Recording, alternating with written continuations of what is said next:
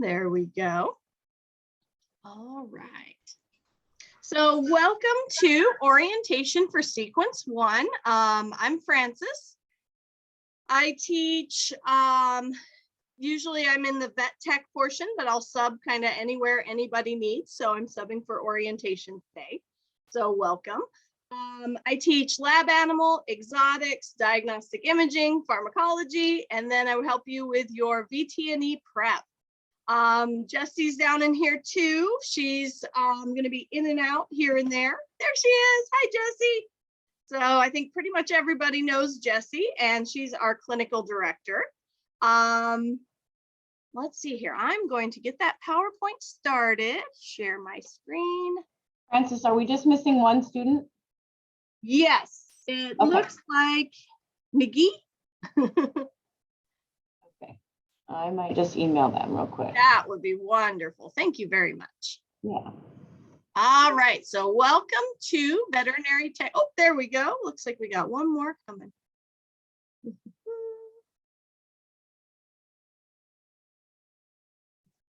Oh, Dr. Lucas, hello. Good to see you. All right, so we got this recording. We got the screen share. Everybody can see our dog and veterinary technician orientation, right? Any problems? Yell now? No? All right, cool. Well, welcome to orientation for our sequence 1.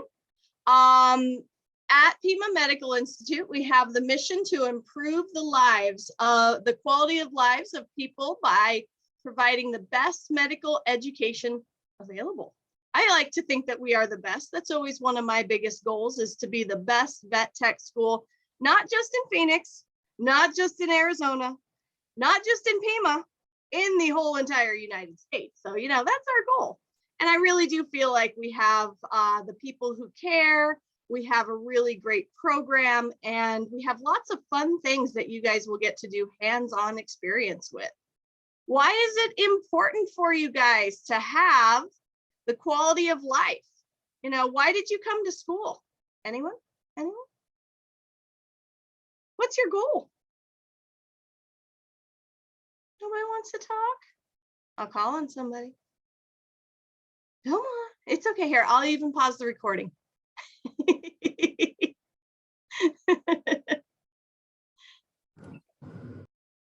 Start the recording again. There we go. Anybody else? All right. There we go.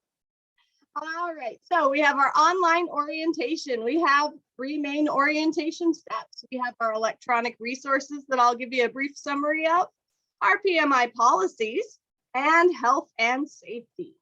I love these little icons. They're getting cuter and cuter. All right. So the very first thing up for you guys, we have our signing into Blackboard. Now, if you've been through VetAssist with us, you have probably been through this before, and it'll probably be very easy to sign in. If you are new to us, like through EVIT, then this might be a little bit strange to you to get started with, but it starts to add up and become easier and easier. So what you'll do is you'll go to online.pmi.edu, and then we have this magical code to log in. Our first one is the first initial and your last name and your birth month. Keep in mind the birth month. January is the 1st, February is the 2nd, and so on and so forth, all the way to December, which is 12. And then it'll be the last 3 digits of your social security as your sign in. So for example, J Doe 6123. So it would be the birth month, born in June, and then 123 would be their last 3 digits of their social security. Wouldn't that be cool? Anyway, that'd be a lot easier to remember. And then for your password, it's your 8-digit date of birth. So August 10th, 1978 would be a 08/10/1978. So that should get you logged in. If you have any problems, if you have any concerns, if something's not working, let us know. You've definitely got my email. You've got Dr. Lucas's email for sure, because you're here. So that always helps. So if you have trouble, please contact us so that we can help you out.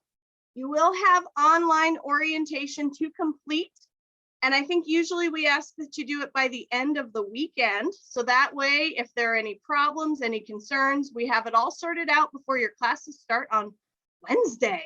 That's exciting. Woo, gives you goosebumps. This is Mario right behind me here. He's my newest baby. All right, so we have our 3-step orientation here. You have your electronic resources, your policies and procedures, and your health and safety. And so this is what you'll find, maybe a slightly more streamlined or updated version to it without the like green shadowing here. But this is largely what you're going to see in your Blackboard once you sign in, your online orientation.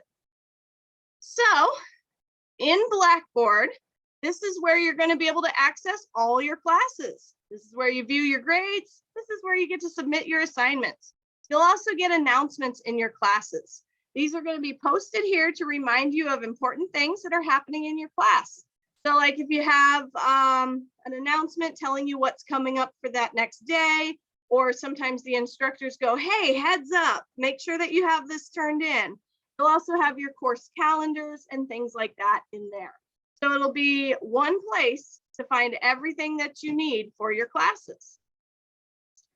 And then, let's see here, you've got your PMI email as well. So your PMI email account is Google-based, so through Gmail.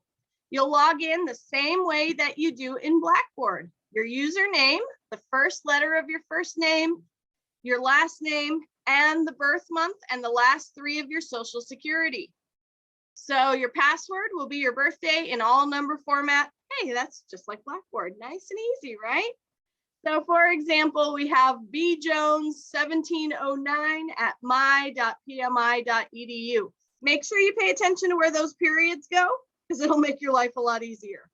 If you have problems though, of course, you can definitely email us, and you got the email in your account with the invite to this.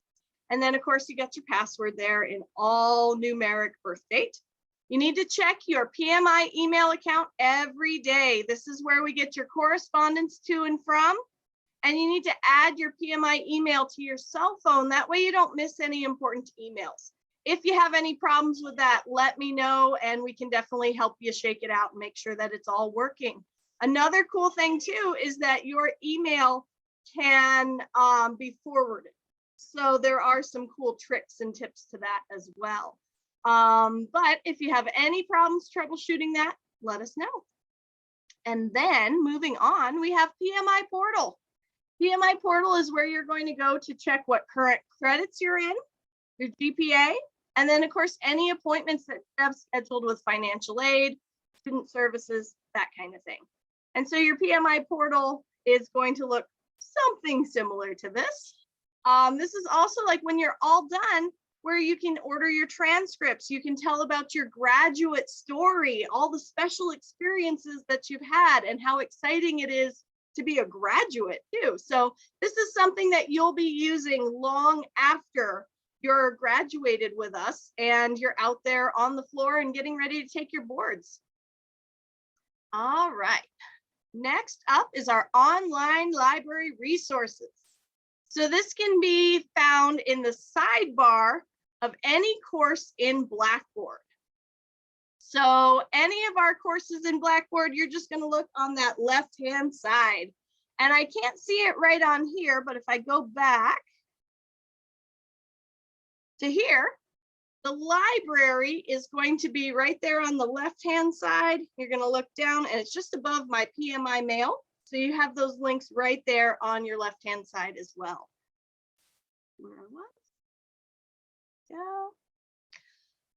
Your library, your eBrary has EBSCO and the eBrary. They're going to have medical books. They're going to have current journals. And ProQuest is also another great one that's a database of journals that we use in the human and animal medical field. So that's another resource that you guys will be able to use. And of course, your instructors will help you along with that kind of stuff as well. All right. If you have issues with Blackboard working or any problems there, and it's something that we need you to go see IT, then you go over here to that left-hand side and you're going to find Help Desk. Help Desk will give you troubleshooting tips. It'll also give you that ability to submit a ticket and then IT will be able to help you out. Usually it's a business hours kind of thing, Monday through Friday, 8 to 5. But again, you know, they're usually very responsive, very quick to get back to us. And if you have any problems, again, you got our email. We'll help you as much as we possibly can. All right. Then once you go through all the clicky clickies of these parts for your orientation through Blackboard, you're going to have a little mini quiz in each section, true or false, very brief quiz, making sure that you understand the material that's provided to you. So as you can see that little arrow right at the bottom, step 1, electronic resources quiz. You're going to click there and go through those questions. So similar, this is what it's going to look like. You're going to click your true or your false as you've gone through everything. And then you hit save and submit down there at the bottom. And then it'll let you know if you need to go back through it again, or if you have scored a sufficient score to be able to move on to that next step. Step 2 out of 3 is our policies and procedures at PMI, and the same kind of thing you'll be going through on that online orientation. So we have our PPS, or our professionalism score, dress codes, and other important safety rules that are going to help you as a student at PMI. For the dress code, remember that your appearance is going to be a reflection of you to your colleagues, your classmates, your coworkers, and even management later on when you're working in practice if you don't already. These standards are going to be for neatness, cleanliness, and professional attire. So they are enforced by the staff and faculty at PMI. And it's one of those things that if we see something that's not quite fitting that dress code, we'll pull you aside and talk to you about, you know, how can we improve this? What's the problem? And make sure that it's something that we can get fixed. Failure to adhere to the dress code policies means that you could get sent home. It means that you might have to have a meeting with us or with our student services coordinator. And it can mean that your professionalism score, or your PPS, could have deductions if this happens more frequently. So repeated failure to comply with that dress code could even lead potentially to termination. I don't think we've ever had anybody who took it that serious, you know, that to that extent. You know, usually we fix the problems right away and everybody is good. But, you know, it is something that we have to think about and consider to make sure that we are reflecting a professional image for you guys. And of course, as staff, we have to do the same thing for ourselves. If I follow the rules, you got to follow the rules. I can't wear leggings to school. I wish I could, but I can't. So we got our professionalism. The dress code has to be followed by all the students, and it is effective when you arrive on campus. So when you're on campus for study hall, when you're on campus picking up supplies, or when you start coming to class every single day in person, we've got to make sure that we're following those dress codes. And if you haven't already, we'll talk about are all set for next week. All right. Next up, we have the dress code continued. You need to be in scrubs while you're on campus, and that includes having your ID badge. The only exception from being in scrubs is on non-uniform days. We do have some fun days here and there throughout the year where we'll have like a jeans day or spirit day where you can wear your favorite jersey, things like that. Of course, will be communicated to you through your email, through posters around the school. And it's just important as you wear those scrubs, this is going to help identify you as a student. And as a vet tech, you're going to have those black scrubs that are going to identify you as a veterinary technician student. I always love it. I always love seeing you guys in your black scrubs and going, oh, there's my kids, especially when I haven't met you yet for, you know, when you're in sequence 1, if I haven't met you in person or whatnot, and I walk down the hallway during study hall and I'm like, hey, you're somebody new here. I should know you. And so then we get to talk and, you know, I get to pick on you. So, oh, good. Also, you're going to need to wear closed-toed shoes made of non-absorbent material. Now, closed-toed shoes, we can have sharp instruments. We have sharp doggy toenails. We have doggy teeth and cat claws and things like that you have to be careful with. So we need to wear those closed-toed shoes. And that includes, unfortunately, no Crocs. I know they are more and more popular than ever, but Crocs are also, they don't have that hard sole. And can you imagine stepping on a needle? Oh, just the picture of that in my mind just makes me want to cry. So we've got to wear those hard soles, closed-toed shoes, making sure that you stay safe. And of course, that you don't slip, fall, or have any issues with that. Also, you need to make sure that you have your ID badge on a lanyard. Or you can have it on a clip, but if you have it on a lanyard around your neck, it needs to be a quick release lanyard. Kind of like those cat collars that will pop open if the cat gets hung up on anything. We don't want any injuries to you guys if, say, a dog gets the lanyard caught, it'll at least quick release and not injure you. Oh, hello, Kayla, such a cute puppy. Very tall. So make sure you have your ID badge on you. When you're in regular classes, Monday through Friday, you're going to be badging in as part of your attendance. So making sure that you have that badge on you. And if it's on the lanyard, that it's quick release.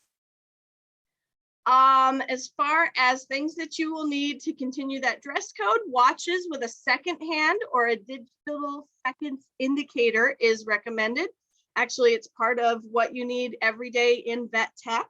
Cell phones don't count. I'm sorry, you can't use this as your watch. You got to have something on your wrist to be able to tell time. Take heart rates, take respiratory rates. This is part of our professionalism. Ear piercings, single ear piercings are acceptable. No hoops or dangly earring studs only, because we work with animals and animals can get caught in things and it can be pretty dangerous. I don't want to see anybody with a torn earlobe. Human blood makes me queasy. So don't make Francis throw up, because ooh, I'll be like, Dr. Lucas, take care of this.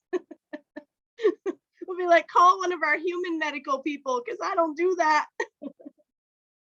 Other visible piercings, other than the standard single ear piercings, they need to be removed or concealed by use of clear or flesh tone spacers.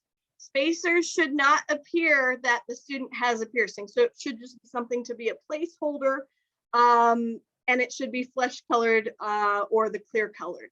Single necklaces are permitted, but we tuck it into our shirt because, again, dogs and cats are really good at getting stuck on things. You never know what's going to walk in the door or when you're going to need to work with an animal. No long chains, with or without pendants.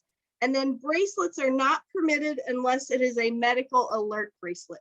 One ring set, wedding and engagement rings are permitted.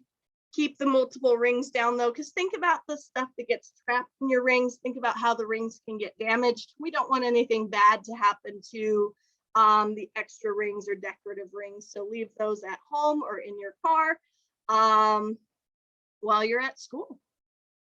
Hair should be neat and clean in appearance, worn up and off the shoulders. That way it's not noticeable, distracting, no noticeable distracting ornamentation, and we don't want it to fall into things. We often have wounds that we're working with animals, and if your hair falls into that, oh, gross. So we don't want hair to contribute to any problems with a patient or to fall into things. I've had a couple of times where I've had a student in lab and the hair is just everywhere and it's getting into things and I'm just like, oh no. So that's when we make sure you have a rubber band or something like that to keep it tied back. I have a few students that always just keep one clipped to their backpack, like on a safety pin.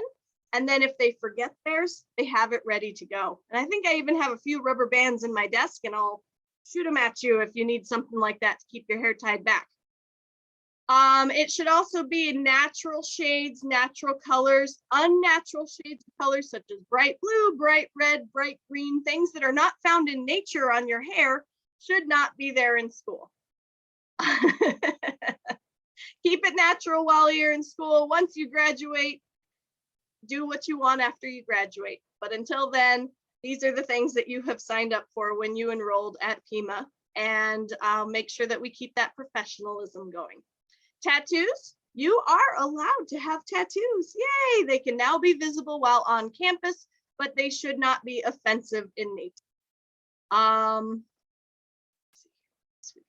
Nails, keep your nails neat, keep them fingertip length, clean, don't have dirt and stuff under your nails. Make sure your nails are nice and neat and clean. We can do colorless or neutral polish is permitted, should not be chipped or peeling. These kinds of things can hold bacteria. They can look unprofessional, of course. And if you use the use of artificial or acrylic or gel nails is banned. I had a grad once. She had long, beautiful nails. While she was out on the job, dog bit through her nail. I'll stop there. It was disgusting and it was sad. And again, made Frances queasy. So don't do that. Fingertip length, no bright polish, keep it neutral, keep it colorless. Undergarments should always be worn under your uniform. Bras are required for all female students. For hygiene, you're working in close proximity with patients, coworkers, classmates, and your instructors. Hygiene is important. In the vet tech world, we are unfortunately often in each other's space. And so things get very noticeable. So please pay close attention to hygiene, be considerate of those around you, and take precautions to avoid uncomfortable or embarrassing situations. We want to make sure that our pants aren't gapping, that things aren't falling down, make sure that you're well put together. You need to notify your instructor immediately if you're going to be late or absent. Having your classmates tell an instructor that so-and-so is late or so-and-so won't be here today doesn't fly. You can't have your classmates cover for you. What if somebody forgets? You shouldn't put that kind of responsibility on your classmates. One of my favorite things to have students do is just write a draft email. Hello, I'm running a few minutes late. I will see you shortly. And then you put into the to portion all of your instructors. Then all you have to do is hit send. It's ready to go when you need it. And that way we know where you're at. We know that you're coming. No call, no shows are extremely unprofessional. But of course, also remember, do not text, do not email while you're driving. Please pull over, be safe. We put a lot of work into you guys and we want to make sure that we keep you guys safe and sound. But you are responsible for letting us know if you're going to be late or if you're unable to make it. It does still deduct points from your PPS, but if you don't tell us, it's an extra deduction. And then consecutive absences, students who are absent for 14 consecutive days during school or externship, including holidays and weekends, will be terminated. So don't put your education at risk. We don't want to terminate you. Keep in contact with us, especially in these weird times. We want to make sure that we know where you are, that you're safe. And if you need any additional help or if you're having any problems, you're part of our Pima family and we want to make sure that you stay safe and that if you need help, that we can help you. Don't ghost us. When we email you, don't ignore us. Even if you're like, oh, I'm so embarrassed about something. Believe me, we have seen it all. We have heard it all. We've all been here a while. So if you had something happen and you're embarrassed that you didn't turn in an assignment, don't make that be why you stopped showing up. Talk to us. We're here to help you. When you return to class after an absence, you need to be prepared to make up your quizzes, your tests that were assigned for those days, and regardless of who the teacher is for that day. The earned score on your makeup quizzes, makeup tests is reduced by 10%, and a grade of 0 is given for tests and quizzes that are not taken on the day of return. So there is, of course, COVID protocols. I don't handle those things, but if something like that does happen, we work with our student services coordinator and she takes care of those kinds of things. So don't panic. It's, we are here to help you. We want to support you. Don't disappear on us. Don't ghost us. Don't stop showing up because we'll find you. All right, if you have absences totaling more than 5%, you are placed on attendance advisement. If you have absences totaling more than 10%, you are placed on attendance probation, which this means that you get to talk with us, you get to talk with Dr. Lucas, and you get to talk with Ms. Thompson, who is our student services coordinator. You'll have a lot of meetings. So make sure that you come to class. It's the easiest thing for all of us.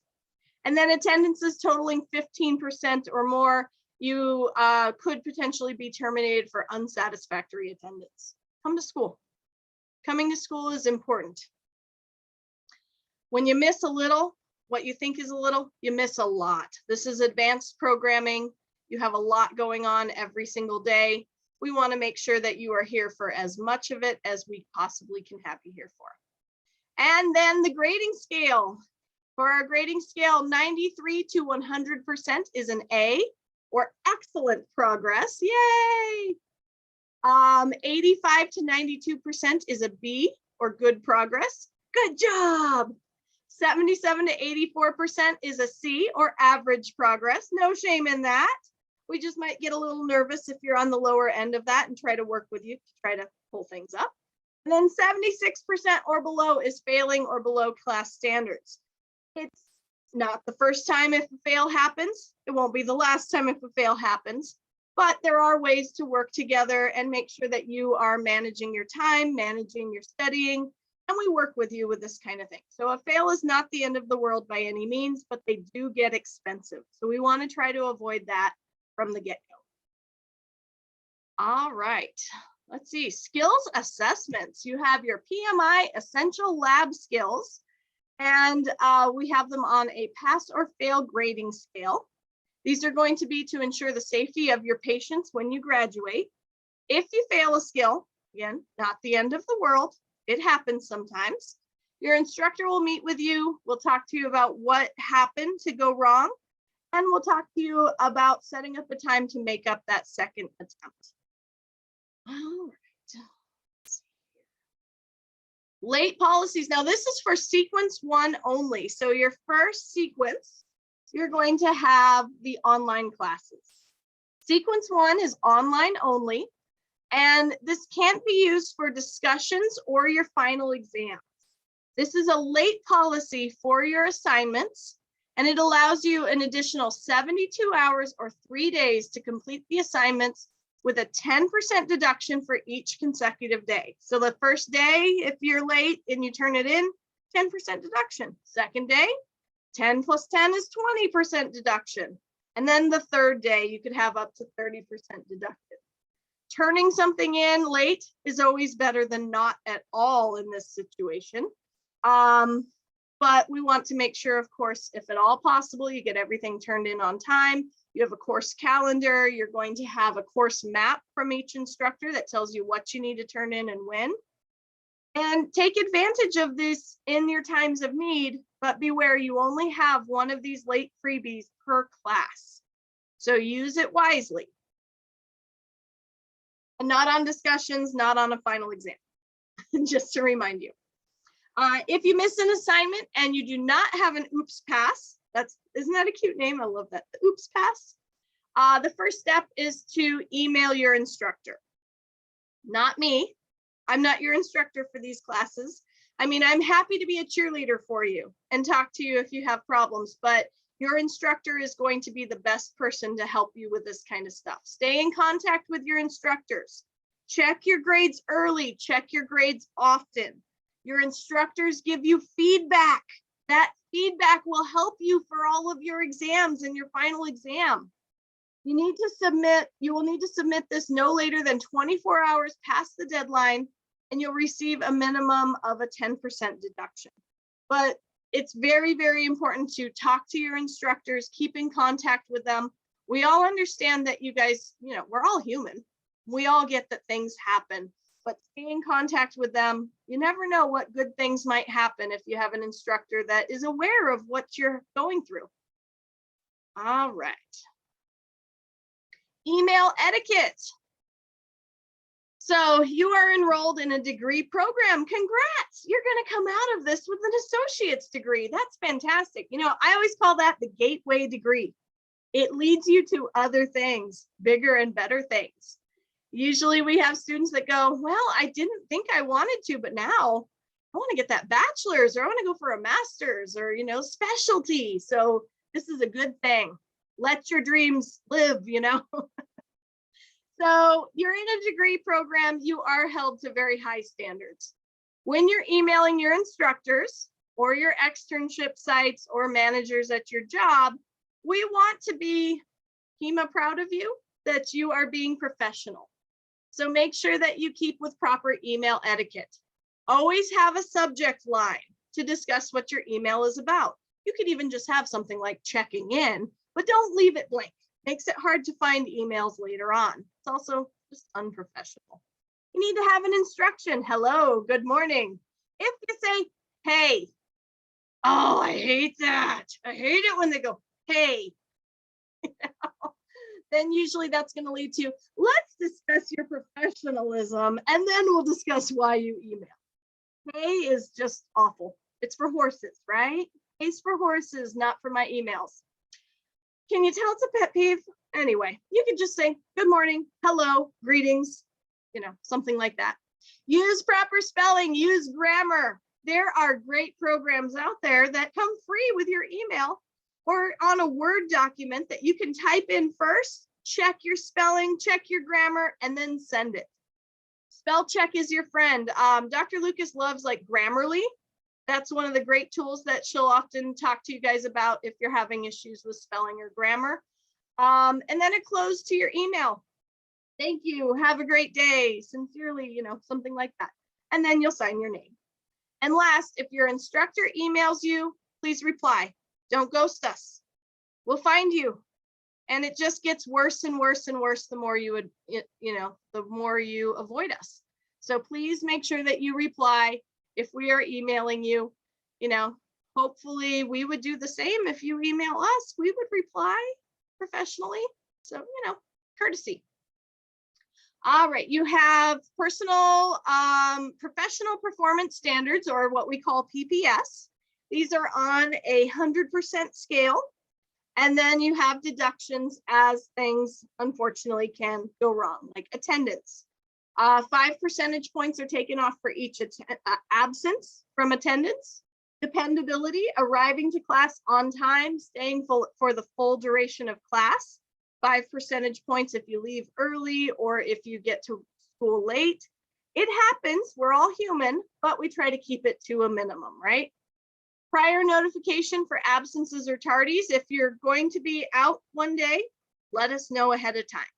Even, 10 minutes before class, hey, or hello, I'm running late, something like that is very useful. And just have it in your drafts in your email, then it's ready to go. Professionalism as far as uniform is concerned, professional attitude and communication, and then class preparation. If you don't bring your required materials to class, or if you don't complete your assignments, these are all deductions that could be anywhere from 2 to 5% of your professionalism score. It doesn't seem like much, but it definitely adds up very quickly. So we want to make sure that you are well prepared and that you're professional as possible and that you're getting a good quality education. Some of the things we do could potentially bring down the quality of education for your classmates as well. So we want to keep things as less disruptive as possible and have everybody there for the duration of class and doing everything that they need to do. All right. Any questions so far? How are you guys doing? Hanging in there? We're almost there. If you have questions, feel free to ask, or you can even put them in the chat if you need to. All right, so let's see here. Rules for substance abuse.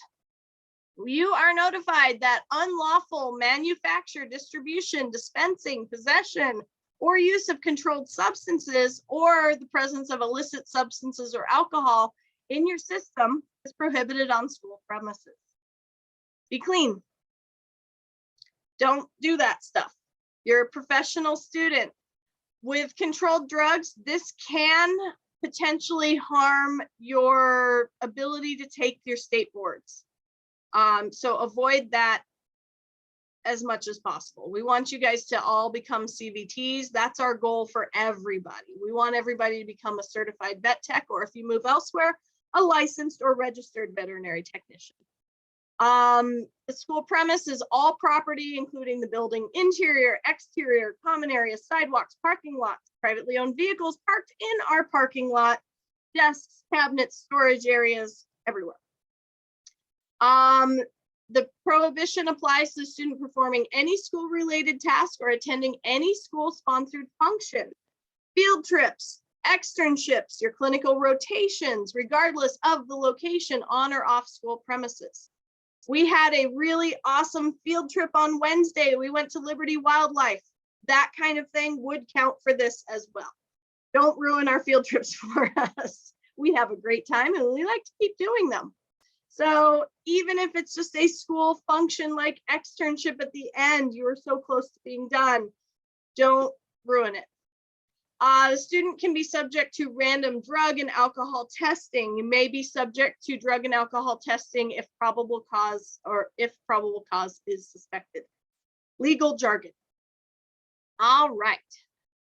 Substance abuse, disciplinary actions. We could have, depending on the severity of the violation, written or oral reprimands, suspension or potential termination, referral to local law enforcement agencies.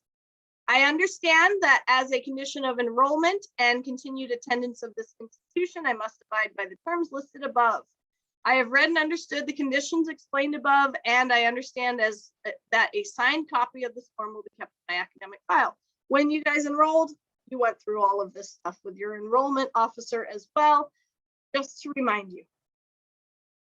Policies in the classroom, food and beverage are prohibited in the classroom. Our classrooms also work as laboratories. That means there's urine, feces, disgusting stuff in those classrooms, not somewhere that you would want to eat or drink. The computer labs, don't ruin our computers by spilling things, you guys. We love our computers, they help us. And the elevator. Food and beverages should be consumed in the student lounge area. That's on the first floor and also outside the buildings. Smoking is prohibited inside the buildings. Don't cause a fire drill. It's very sensitive. Students are permitted to smoke in designated areas behind the administrative building and under trees. Gotta have that shade in the summertime, but most of all, just don't. And then cell phones, texting and cell phone use is prohibited in the classroom. We will have, of course, sometimes we'll have an exception, like we're in a laboratory. Hey, take your pictures. We're on a field trip. Okay, it's okay to check in on social media and take pictures. You know, we do Kahoot exercises. We'll do studying through Quizlets and things like that. So there are times and places for cell phones, but you know, while you're in lecture going like this is just going to get an angry Francis. Be like, what are you doing? Don't do that. So we'll avoid that. All right, there is zero tolerance for gossiping, bullying to other students or in other programs. We are a team.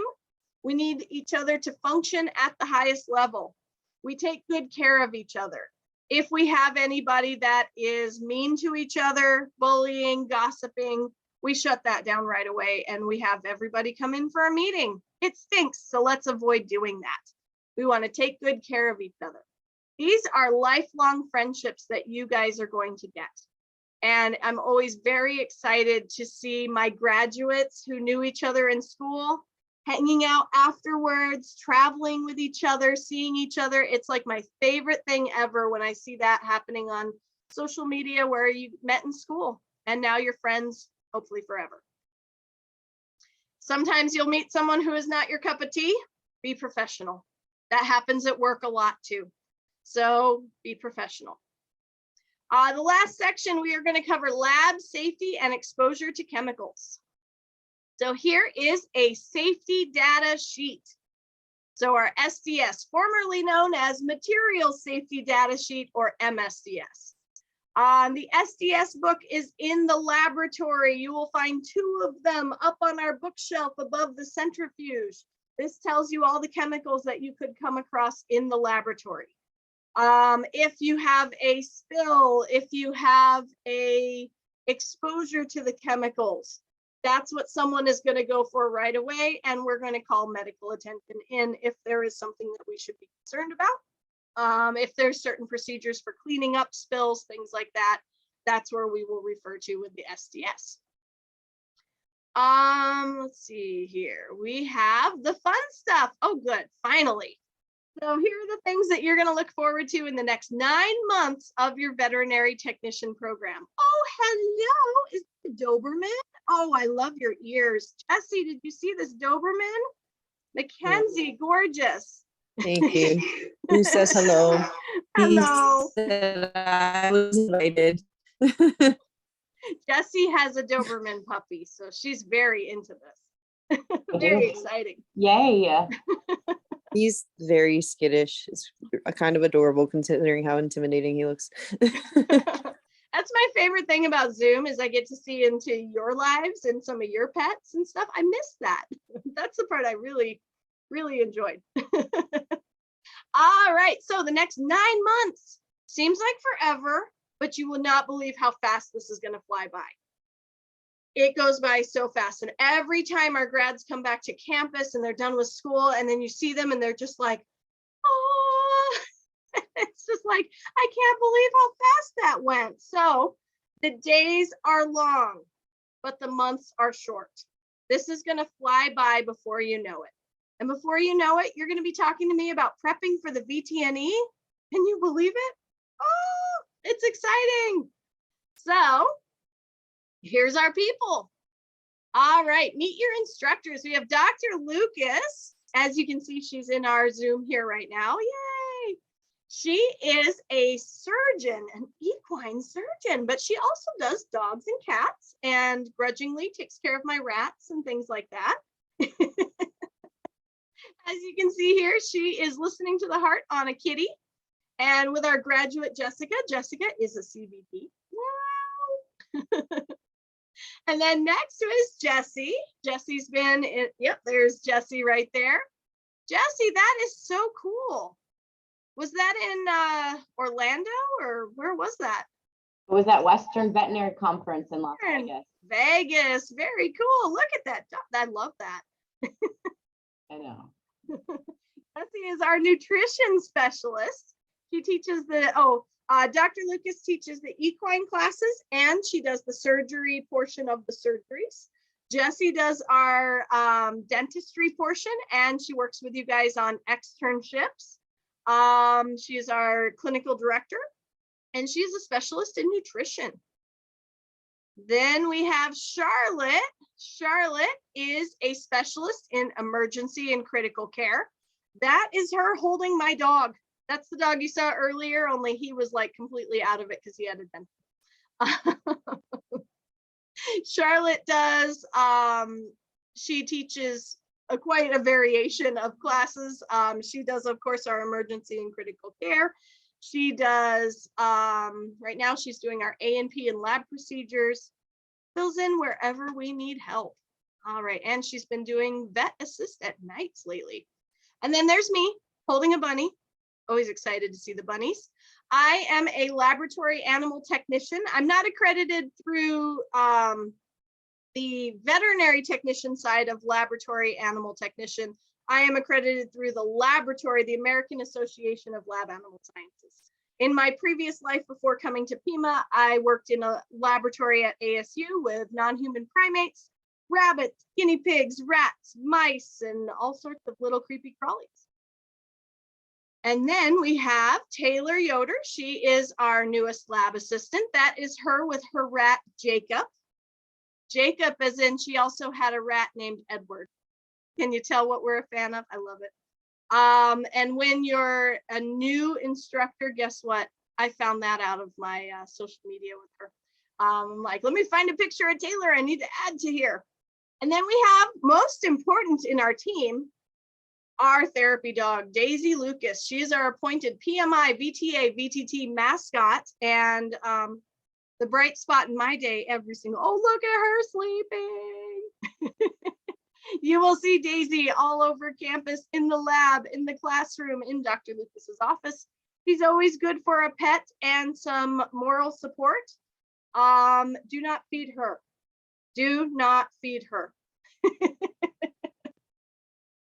And then here we have Kim Phillipson. She is one of our substitutes. She works in emergency practice. And then we have Marie Dillon. And if you haven't met Marie yet, you will meet Marie in study halls on Mondays and Wednesdays. Marie's former life was as a zookeeper. She has worked in a zoo as a certified veterinary technician. Right now, she works in general practice as a certified veterinary technician and works with us some days of the week. So you guys will have a great time getting to know her. Of our classes, we have sequence 1, which is where you guys are heading. Yay! 176 is the intro to veterinary technology. 120 is biology and chemistry. Biochem is what we often will call it. Math applications is math 129. And COM 111 is communications.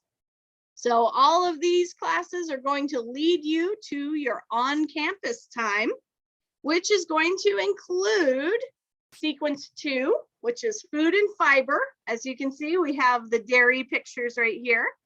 Diagnostic imaging. We have my kitty Ralph right there, right behind one of his x-rays.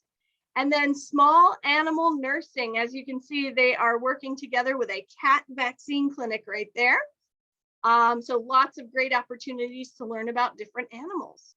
Sequence 3 will be your laboratory animal. The top picture is us at a bunny rescue. Lots of fun. We have 234 laboratory procedures. As you can see, everyone lined up in the microscope room. And 236 anatomy and physiology, where we get to learn all about the foundations of everything else that this revolves around. You know, you have your A&P, which is your foundation for pretty much every other class you guys have. We'll do some dissections, get to see inside some of these animals and learn more about them. Oh, and then at the very top, that's one of my rats.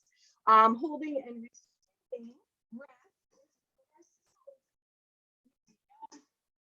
I have one of the baby rats right here.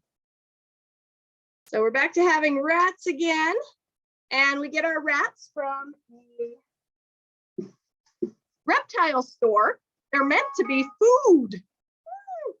And so we rescue them, we get them cleaned up, we get them any medications that they need, dewormed, that kind of stuff, hand tamed, and then they're available to be adopted as pets.